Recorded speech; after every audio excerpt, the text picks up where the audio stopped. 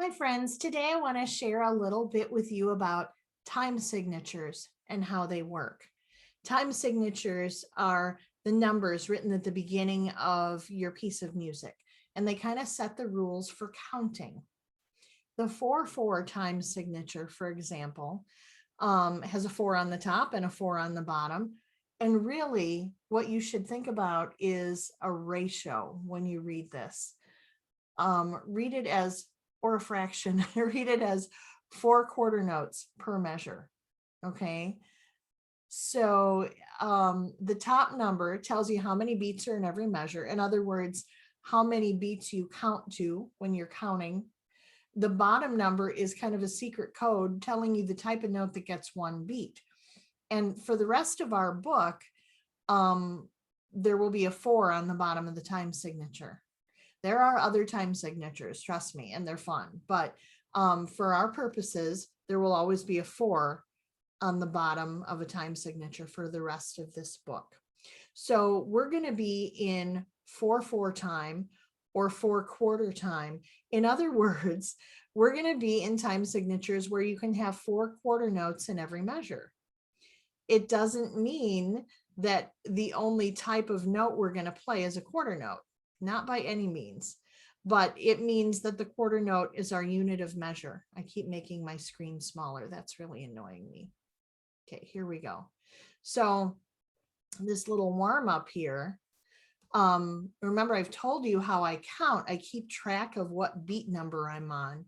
In every measure in 4/4 time, there's a beat number 1 and a beat number 2 and a beat number 3 and a beat number 4. And those beats always occupy the same amount of time. A beat is kind of an arbitrary unit of measure that's longer if you have a slow song or shorter if you have a fast song. But a beat is whatever you say it is.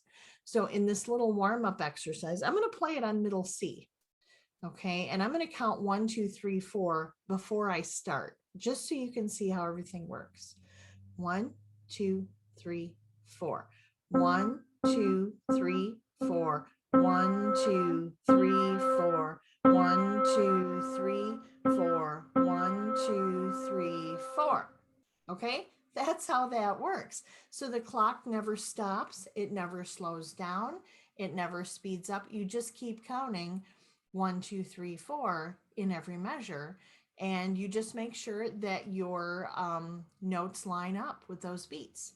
4-beat alphabet at the bottom of the page gives us some practice doing that. And by the way, these little things that look like greater than signs, I want you to remember greater than, okay? Those are accent marks. Accent marks tell you to emphasize that note by kind of playing it louder than the other notes in that neighborhood. So in this measure I'm pointing at here with A, B, C, D, you would play the A a little bit louder than the notes that follow it. So you would go, you hear how loud that A was? So this is how 4-beat alphabet works. I'm going to use my left hand, finger number 3 for the notes below middle C, and then I'm going to switch to my right hand when I get to middle C. Here we go.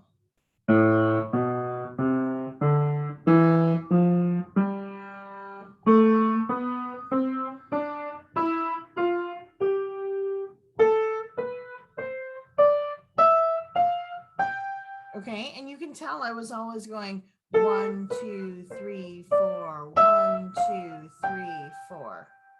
So that's 4/4 time, and that's how that works. On the next page, we have 3/4 time. And as you may guess, that means we can have 3 quarter notes in every measure. So every measure, we only count up to beat 3, okay? So this warm up goes 1, 2, 3, 1, 2, 3, 1, 2, 3, 1, 2, 3. It's hard for me to move my cursor and play that at the same time. I hope you could follow that. This warm up down here goes like this. 1, 2, 3, 1, 2, 3, 1, 2, 3, 1, 2, 3. So in 3-beat alphabet, just like we just did in those warm-ups, we're going to count to 3 in every measure. Hey, and look at the accents. They put accents on beat number 1 of every measure. So I'm going to play through that. Here we go. 1, 2, 3, 1, 2, 3, 1, 2.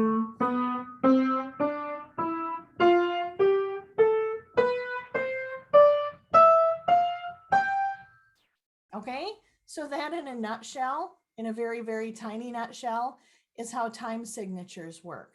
If you don't understand it quite right now, don't worry about it. We use this all the time, and I guarantee it will eventually make sense. Okay, be sure that you ask me any questions. Okay, be happy to answer them.